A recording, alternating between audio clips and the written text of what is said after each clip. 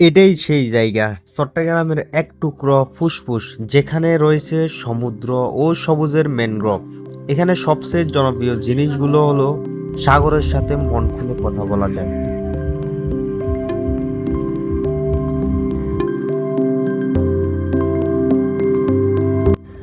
Hello, আসসালামু আলাইকুম guys.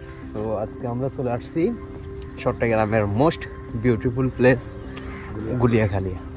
এখানের যে ভিউটা আসলে অসাধারণ। আমি আপনাদেরকে সামনে গিয়ে দেখাবো। সো গাইস, এখানের যে গাছগুলো আছে আমার পিছনে দেখতে পাচ্ছেন, যখন গরমকাল আসে এই গাছগুলোর মধ্যে নিচে পানি চলে আসে। অ্যান্ড এদিকে সামনে আর একটু সামনে গেলে ভালো সুন্দর একটা ম্যানগ্রোভ পাবো, অসাধারণ ভিউ। অ্যান্ড এখানে সমুদ্রের জন্য এটা সবচেয়ে সেরা। কারণ হচ্ছে যে কি জানেন, এটা কক্সবাজার বলেন, যে কোনো বিচ বলেন, ওদের থেকে একটু ডিফারেন্স। সো গাইস, তো আজকে আপনাদেরকে আমি পুরোটা ডিটেলস আমি আপনাদেরকে দেখাবো।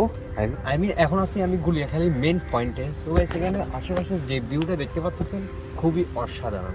সো এখানে একটু সময় যদি একটু হলো অবশ্যই এখানে আসবেন, ঘুরে যাবেন। এটা হলো গুলিয়াখালীর মাঠ। এখানে নিজের মতো করে ঘুরতে পারবেন। ফ্যামিলি ট্যুরের জন্য সবচেয়ে সেরা এটা। সমুদ্র দেখে আমার পুরে মাথা নষ্ট। কি অদ্ভুত সমুদ্র দেখেন ভাই। ফানি গাছের নিচে দেখুন কি অদ্ভুত লাগতেছে। এখানে কয়েকজন মানুষ ছবি তুলতেছে মোটামুটি লেভেলের। সাগরটা দেখুন, ফানি একদমই নাই বলতে গেলে নাই। এখন শীতকাল তো সেজন্য। আমার ঘোরাঘুরিটা পুরো শেষের দিকে। বিয়ে অনুষ্ঠান আসছি তো ভাই, এখন মনে করেন বিয়ের অনুষ্ঠানে যাইতে হবে, কারণ সবাই চলে আসছে। সো গাইস, আমার এখান থেকে যেতে খুব ইচ্ছে করতেছে না, কারণ এত সুন্দর ভিউ দেখে আমার মনে করেন মনটা শান্তি হয়ে গেল।